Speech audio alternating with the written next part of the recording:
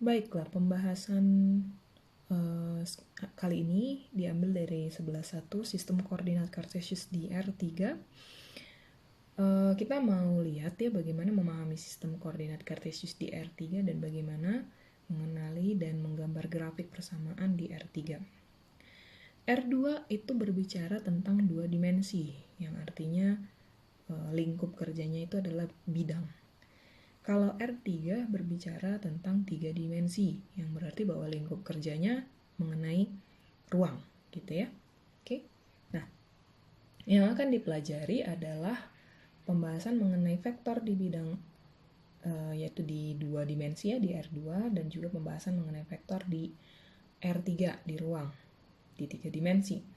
Lalu kita juga akan membahas fungsi yang bernilai vektor.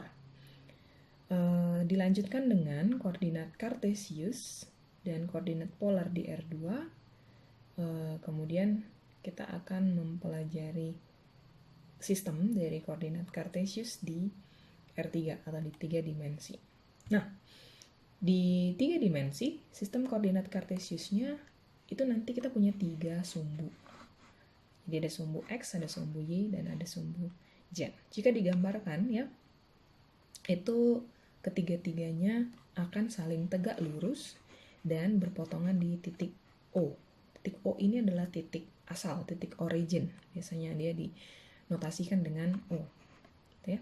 Nah, dalam hal ini kita menggambarnya itu sumbu X-nya positif, sumbu Y positif, dan sumbu Z yang positif. Jadi kita mau fokus untuk yang X, Y, Z yang masing-masing positif. Lebih dari sama dengan 0 berarti ya. Nah, bisa digambarkan dia kayak Z ini dia menghadap ke arah atas. Oke. X ini menghadap ke arah kita gitu ya. Kemudian Y ini yang ke arah yang lainnya ya, jadi dia kesana lah gitu. Oke, nah, bisa dilihat lah di sini lebih jelas gambarnya gitu ya. Atau mungkin kalau misalnya mau pakai kaidah tangan kanan biar jangan lupa, kalau kita buat jempol, ini arah jempol, Z arah jempol, berarti arah X ini adalah arah dari ini ya, gimana nih, arah telunjuk kita, gitu kan?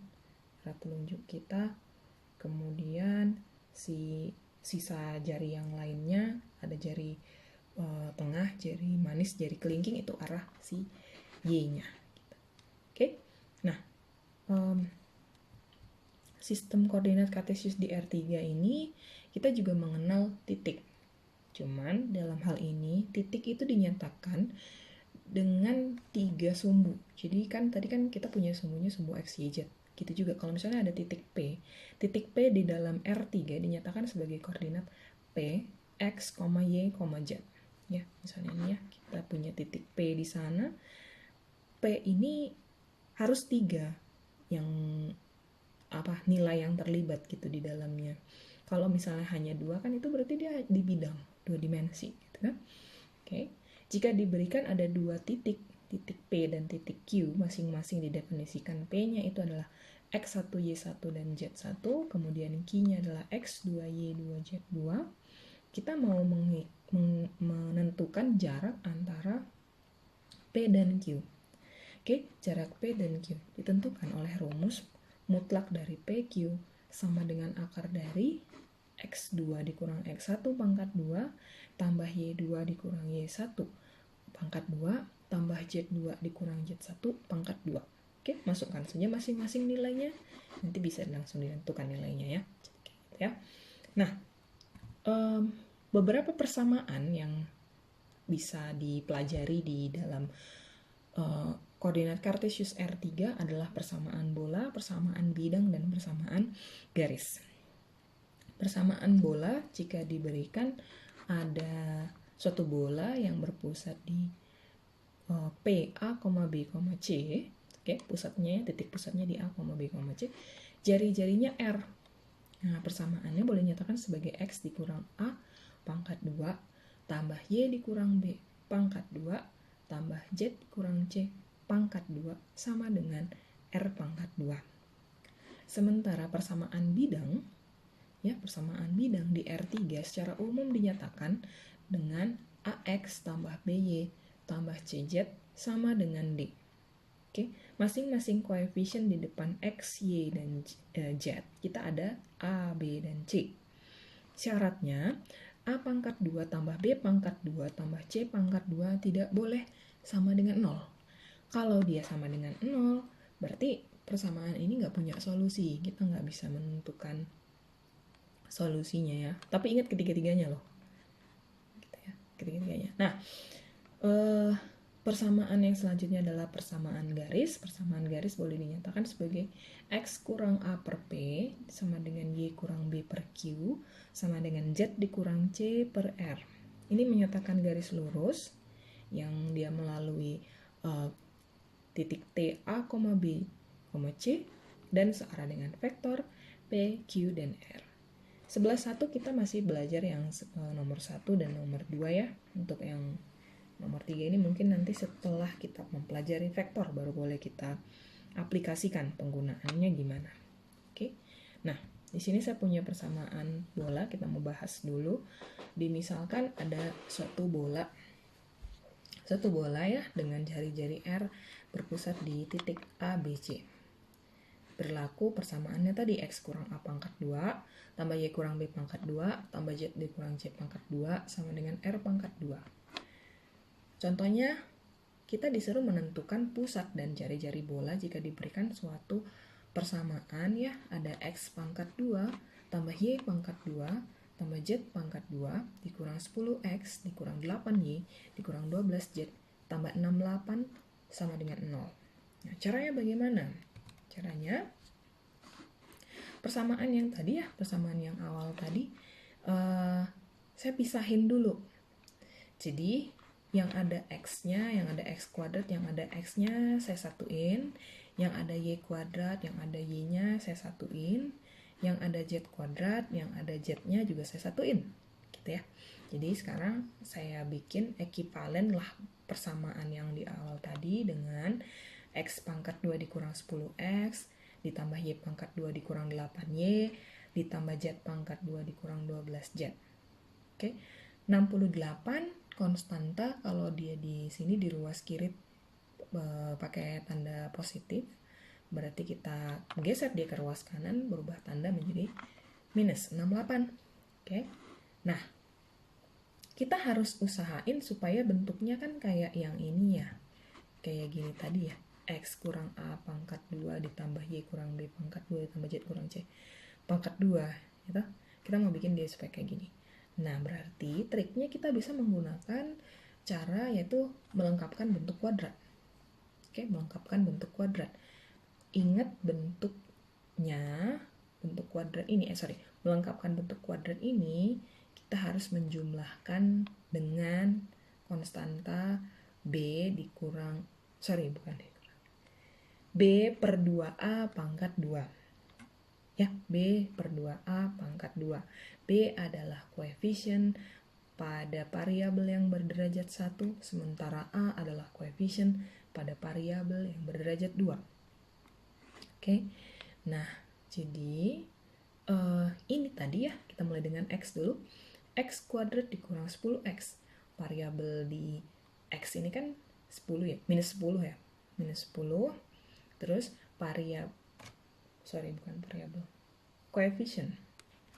koefisien di X ini minus 10, koefisien di X pangkat 2 itu 1.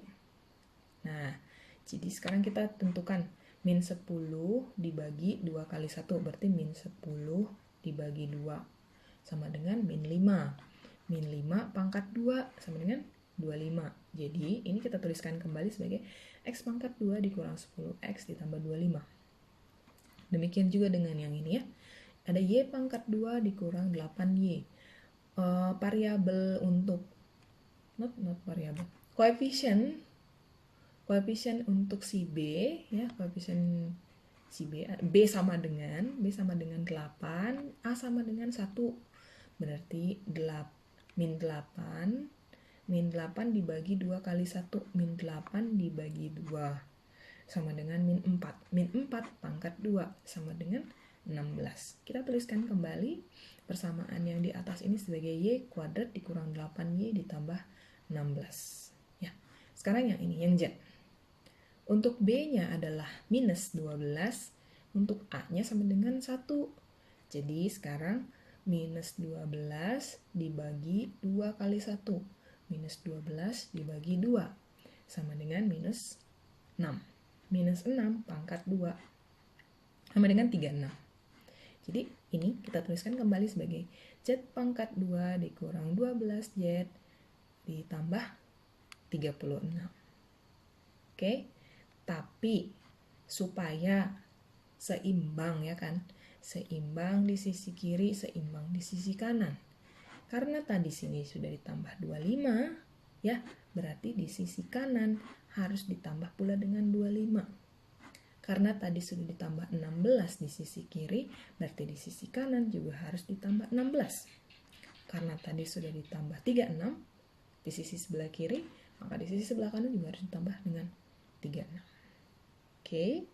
Nah, sekarang si X pangkat 2 kurang 10X tambah 25, ini kan sebenarnya boleh dinyatakan sebagai kuadrat sempurna dari X kurang 5 pangkat 2. Ya, X kurang 5 pangkat 2. Nah, terus yang ini juga sama nih. Y kuadrat kurang 8Y tambah 16 boleh dinyatakan sebagai kuadrat sempurna, yaitu Y kurang 4 pangkat 2. Nah, terus Z pangkat 2 dikurang 12Z ditambah 36 juga bisa dinyatakan sebagai kuadrat sempurna, yaitu si Z dikurang 6 pangkat 2. Oke, nah sekarang yang di ruas kanan ada negatif 68 tambah 25 tambah 16 tambah 36. Oke, menghitung dengan cepat ini pada udah bisa harusnya. Hasilnya adalah sama dengan 9. Ya, gitu ya. Jadi sekarang ini udah memenuhi kan, udah memenuhi persamaan bola yang tadi kita punya di awal ya, yaitu persamaan bolanya ini ini adalah satu bola yang pusatnya di 5, 4, 6. Oke, pusatnya di 5, 4, 6. Jari-jarinya adalah di 3. Kenapa 3? Karena 9 ini kan kalau misalnya tadi sama dengan R pangkat 2 ya, 9 sama dengan R pangkat 2 kan gitu kan ini kan. Berarti R-nya adalah akar dari 9, akar dari 9 adalah 3. Kenapa bukan negatif 3 ya kan, karena R kan jari-jari kan gitu ya, harus dinyatakan sebagai satu angka yang positif, satu bilangan yang positif. Oke, nah kita mau coba lihat lanjutannya ya, bagaimana dengan persamaan umum kalau misalnya ada suatu bidang gitu ya di dalam R3. Nah, diberikan satu persamaan bidang X tambah 2Y tambah 3Z sama dengan 6. Kita disuruh menggambar bidangnya di dalam R3. Jadi konteks pembicaraannya adalah di dimensi 3. Nah, caranya adalah gini. Ketika nilai Y sama dengan 0, Z sama dengan 0, bidang itu akan memotong sumbu X di suatu titik gitu loh. Jadi sekali lagi nih saya ulang. Ketika Y sama dengan 0, ketika Z sama dengan 0, bidang ini akan memotong sumbu X di suatu titik. Oke, di X sama dengan berapa gitu ya. Oke, jadi caranya gini. Ambil Y sama dengan 0, ambil Z sama dengan 0, substitusikan ke persamaan yang di awal, persamaan bidang yang di awal. Ya, berarti kan ini 2Y ini jadi 0 nih, 3Z ini jadi 0 nih, tinggal X sama dengan 6. Oke, X sama dengan 6, atau dengan kata lain, bidang ini akan memotong sumbu X di titik X sama dengan 6. Katakanlah di sini nih ya, si titik X-nya nih di sini. Kita kasih titik, gitu kan? Udah kok hilang. Mana tadi? Oke. Nah, terus udah gitu dilanjut dengan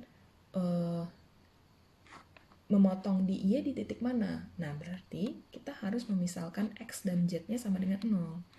Jadi masukkanlah X sama dengan 0, Z sama dengan 0 ya. sama dengan 0, Z sama dengan 0. Tinggal tersisa kan 2Y sama dengan 6.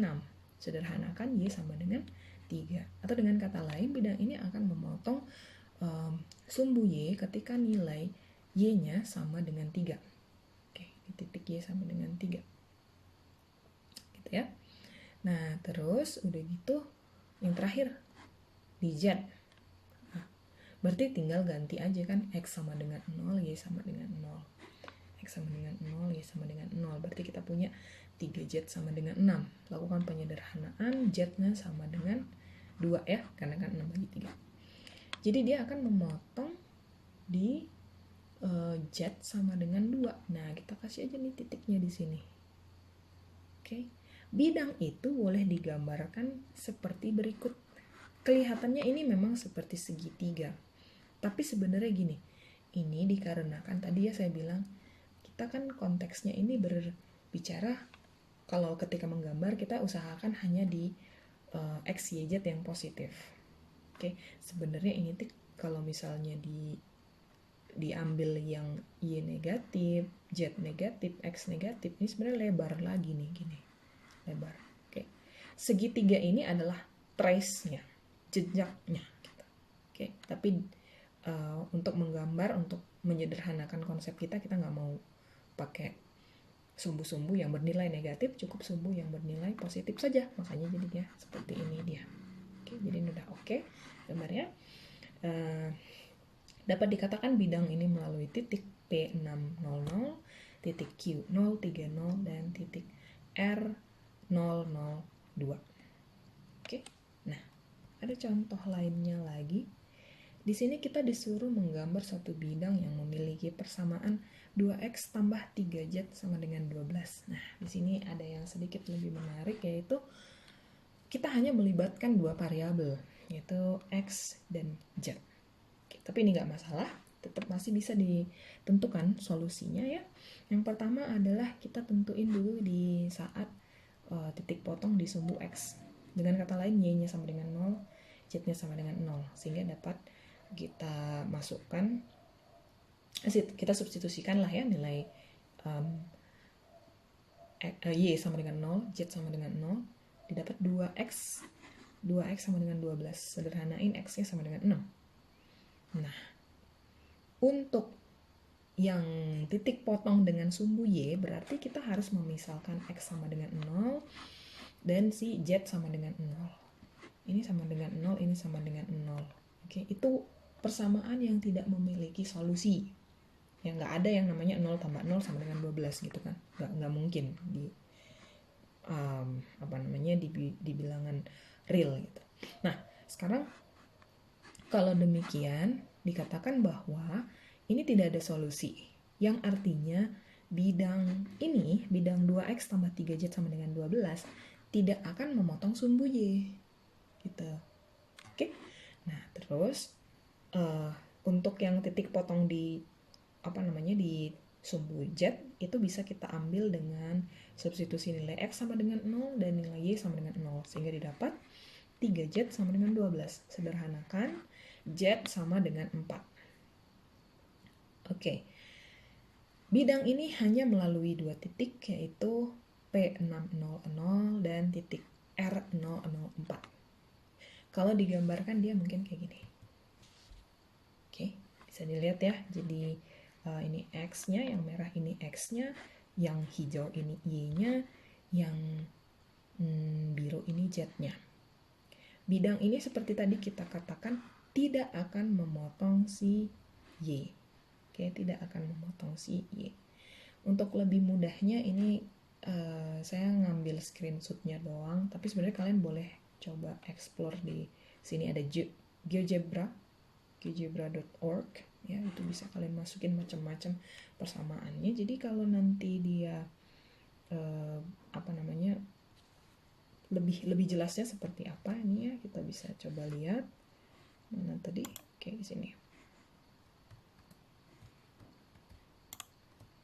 Oke, ini dia si GeoGebra yang tadi saya bilang. Ini tadi bidang kita. Oke. Nah, dia kayak gini nih. Oke, seperti tadi saya katakan, karena dalam hal ini sumbu yang kita pakai itu termasuk di dalamnya sumbu X negatif, Y negatif, Z negatif, jadi lebih jelas kelihatannya seperti ini dia bidangnya gitu loh.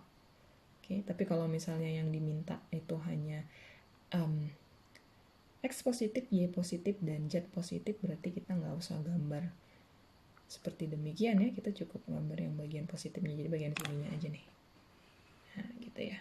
Oke, jadi bisa dibilang seperti inilah bentukannya si bidang pada ruang. Oke, bidang pada 3 dimensi. Kita kan ya, bidang pada 3 dimensi. Oke, kalau mau gambar yang tidak melibatkan si X yang negatif, Y negatif, dan Z negatif, ini sebenarnya bisa pakai settings aja, kita ganti ya. Ini settingsnya kita ambil X axisnya berarti positive direction, Y axisnya juga positive direction, dan Z axisnya juga positive direction. Oke, jadi nah wujudnya seperti ini nih jadinya. Ini dia. Gitu ya. Tapi kebetulan ini dia tetap ngambil Y-nya yang negatif. Oke, saya udah benerin gambar di PowerPoint-nya. Gambarnya seperti apa? Nanti dia kayak gini. Tadi kita punya. Oke, kita balik dulu sebentar. Nah, dia kayak gini aja. Karena kita hanya berbicara untuk yang X positif, Y positif, dan Z yang positif. Oke, seperti itu ya. Silahkan di-explore juga untuk GeoGebra-nya, karena itu lebih mudah untuk mempelajari mengenai persamaan di 3 dimensi atau di ruang. Oke? Oke, I think that's it untuk yang 11.1. Oke, nanti dilanjut dengan yang 11.2 dan juga 11.4 mengenai vektor. Oke, ini cukup ini dulu untuk yang 11.1. Thank you.